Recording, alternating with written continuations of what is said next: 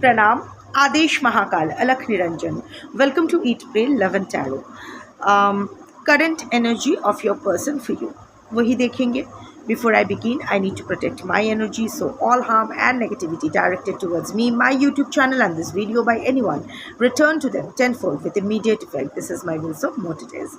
Collective reading है, जितना resonate करे उतना रखना है, बाकी छोड़ देना है, क्योंकि आपसे बेटर आपका सिचुएशन, आपकी मेंटालिटी और आपके पर्सन का स्वभाव कोई नहीं जानता है.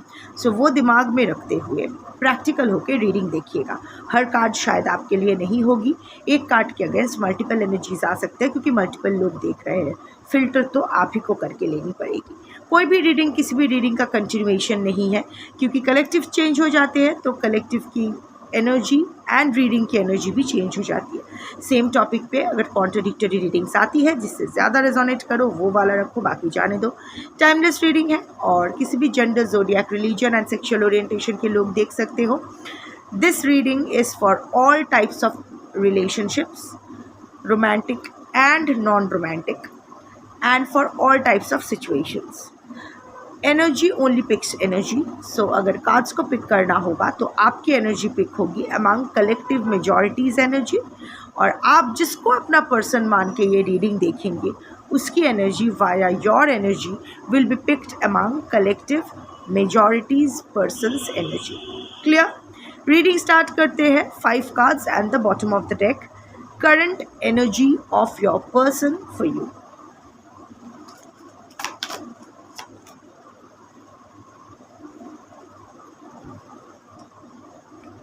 समर टाइमिंग कार्ड आ गया. वैसे ये समर मीन्स समर ही नहीं है, एक्टिविटी का कार्ड है, गोल सेटिंग का कार्ड है.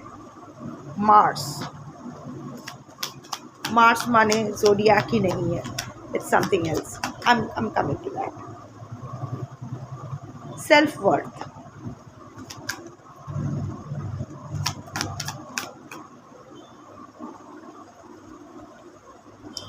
डिस्टेंस. 2 कार्ड्स आए हैं. नो.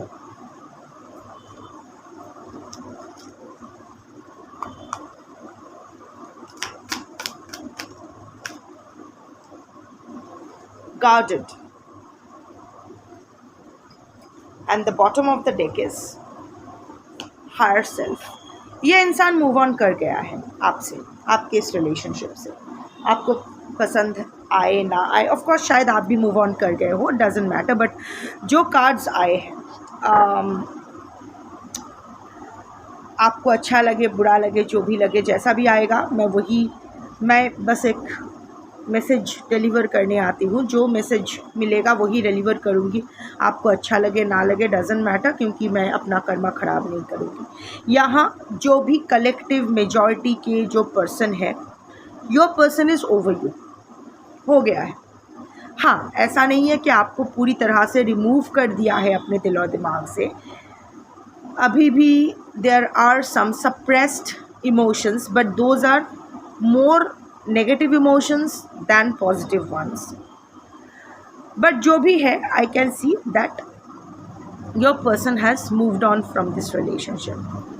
अगर आप जानते हो कि नहीं, वो मूव ऑन नहीं किए हैं, तो this reading is not for you. Good for you. मुझे बहुत खुशी होगी अगर ऐसा है कि आपके पर्सन मूव ऑन नहीं कर पाए हैं. बट आज की रीडिंग बहुत ही क्लियर है. दिस पर्सन, नर नारी किन्नर, जो भी उसका जेंडर है, ये मूव ऑन कर गए हैं. The first, and it's not that कि मूव ऑन करके किसी और के पास गए हैं, या हाँ अगर है भी तो टेक्निकली है. Basically it's higher self activation का कार्ड है. Your person is transforming. कुछ तो उसमें चेंजेस आ रहे हैं. Detachment is seeping in. आपके पर्सन डिटैच्ड हो रहे हैं. हर चीज़ में एक एपैथी आया है. और क्योंकि मैं करंट एनर्जी आपके प्रति देख रही हूँ, तो यहाँ ऑफ कोर्स आपके प्रति भी एक डिटैचमेंट एक्टिवेट तो हुआ है. And some awakening, timeline shift. And ये awakening इज़ नॉट रिकॉन्सिलिएशन का या ऐसा कुछ नहीं है. इट्स अ टाइमलाइन शिफ्ट वाला awakening, जहाँ it's more about him or her. It's not about anyone, not about you, not about third party, not about anyone. अभी आपके पर्सन सिर्फ और सिर्फ अपने बारे में ही सोच रहे हैं and in a very detached way. हर चीज़ से उनका ना धीरे धीरे मन उब रहा है। इट्स एन अवेकनिंग कि क्या कर रहा हूँ, क्यों कर रहा हूँ या कर रही हूँ, what is the point, there is no point in. हर चीज़ में उसका एक एपैथी आया है, एक लाइक हर चीज़ को ख़त्म कर दूँ, क्या फ़ायदा इस रिलेशनशिप को कंटिन्यू करने का, क्या फ़ायदा ये करने का। You know, it's not that your person is looking for फ़ायदा, trying to list out some फ़ायदा, इट्स जस्ट दैट अचानक से your person's higher self is wanting your person to get detached. So एक डिटैचमेंट आपके प्रति, क्योंकि आपके लिए करंट एनर्जी देख रहे हो तो आपके प्रति भी एक डिटैचमेंट आया है, और हर किसी के प्रति, हर चीज़ के प्रति थोड़ा सा अभी वो हर चीज़ से डिस्टेंस मेंटेन कर रहे हैं, कुछ भी करने का ऐसा मन नहीं कर रहा है, क्वेश्चनिंग हिज और हर एग्जिस्टेंस। क्यों हूँ, क्या कर रहा हूँ या कर रही हूँ, why, where do I need to go from here, what is my soul purpose, when will my when I'll be able to start my soul journey। ये सब क्वेश्चंस आपके पर्सन में आ रहे हैं। एक डिटैचमेंट सबके प्रति, इंक्लूडिंग आपके प्रति, questioning existence, trying to find meaning of life. So basically आपके पर्सन में एक ट्रांसफॉर्मेशन आ रहा है, वो alignment with the higher self start हुआ है, अच्छी बात है। सी सवाल ये नहीं है कि आपके पर्सन आपके पास वापस आ रहे हैं कि नहीं, सवाल ये है कि वो अपने पास वापस आ रहे हैं कि नहीं, क्योंकि अल्टीमेटली हमारा जो हर किसी का जर्नी इनवर्ड ही रहता है। हम किसके पास वापस जाते हैं, किसको वापस लेते हैं अपनी ज़िंदगी में, इट्स नॉट अबाउट दैट। हम खुद के पास वापस आ पाते हैं नहीं, यही है बस ज़िंदगी का मतलब, यही है।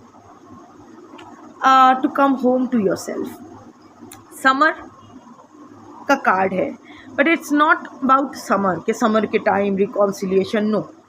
The key words are activity, goals, progress, life force energy, you know। So basically your person is trying to set some goals, maybe your person is well past his or her summer, अपना prime जो as है वो cross कर चुके हैं, may be late 30s, 40s, 50s, 60s, 70s, ऐसा, मतलब जो मेन प्राइम डेज है वो क्रॉस कर चुके हैं। Mostly should be somewhere in the middle, like 40s, 50s लोग ज़्यादा रेजोनेट हो पाएगा। सो अभी ना आपके टाइमिंग कार्ड है। सो नाउ सडनली आपके पर्सन के अंदर ना एक वो रेस्टलेसनेस, मे बी अपने दोस्तों को मरते हुए देख रहे हैं या बीमार पड़ते हुए देख रहे हैं, और उनको questioning the futility of life.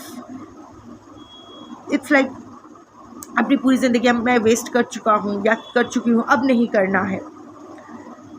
Setting new goals, life force energy के अभी पूरी तरह से अच्छे से जीना है,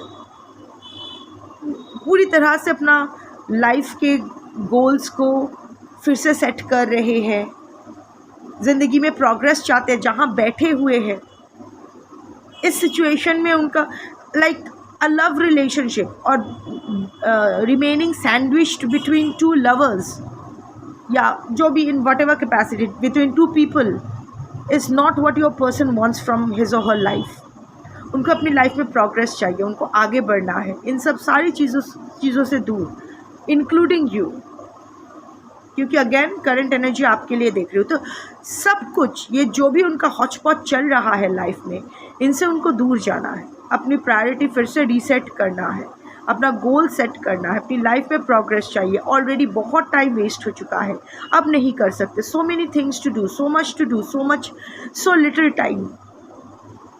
ये एक घड़ी जो है ना, क्लॉक है ना, ये आपके पर्सन के अंदर टिक करना स्टार्ट हो गया है। Mars energy, hot, of course passion, lust, anger, but more than that it's mood swings, impulsiveness, ये आपके लिए है अभी भी। इट्स नॉट दैट कि आपके पर्सन के मन में पूरी तरह से पैशन मर चुका है आपके लिए, लस्ट नहीं है, अट्रैक्शन नहीं है, but all those are over powered by anger, bitterness, resentment and impulsiveness, making the situation too difficult. और इस डिफ़िकल्टी को रिजॉल्व भी आपके पर्सन अभी करना नहीं चाहते हैं। The problem is much bigger now, इतना बड़ा हो चुका है कि अभी आपके पर्सन को लग ही नहीं रहा है। सी एकदम प्लैनेट एकदम सामने से, सो इतना बड़ा इशू हो गया है। कुछ तो हुआ है, क्या हुआ है मुझे नहीं पता, कलेक्टिव रीडिंग में पर्सनल एनर्जी पिक नहीं होती है, बट जो भी हुआ है आपके पर्सन को बहुत ही बुरी तरह से अफेक्ट किया है and your person is in no mood to solve it. वैसे भी उनका ट्रांसफॉर्मेशन चल रहा है, एक higher self awakening, higher self से अलाइनमेंट शुरू हुआ है, ऑटोमेटिकली डिटैचमेंट की एनर्जी एक्टिवेटेड हुआ है आपके पर्सन में।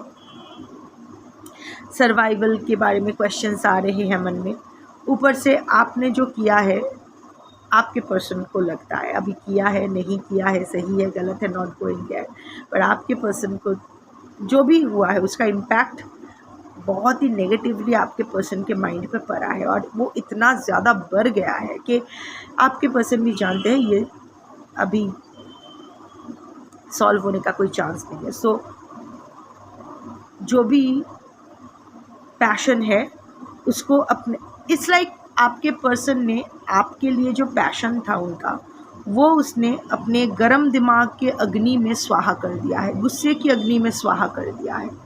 सो now the anger is more than the passion he or she ever felt for you. Self worth again, अकेले रहे हैं, higher vibration, healing unworthiness, expectations, values. देखो एनर्जी आपके लिए देख रही हूँ, बट बेसिकली आपके पर्सन किसी के बारे में नहीं सोच रहे इस वक्त, अपने आप को हील कर रहे। सी आपके इतना तो है कि आपके पर्सन ये रियलाइज़ तो किए हैं कि उनका जो ये इनर चाइल्ड ट्रॉमा है अनवर्दी फील करने का, इसीलिए बाहर से वैलिडेशन मांगना, इसीलिए उनका नर्सिसिज्म आ जाना कि हमेशा उनको अनवर्दी फील करवाया गया है। सो इसीलिए वो हमेशा एक सप्लाई चेन का मौजूद रहना। Your person has diagnosed his और हर प्रॉब्लम, उनको अभी समझ में आ गया है और अभी वो अपना सेल्फ वर्थ को रिक्लेम करना चाहते हैं।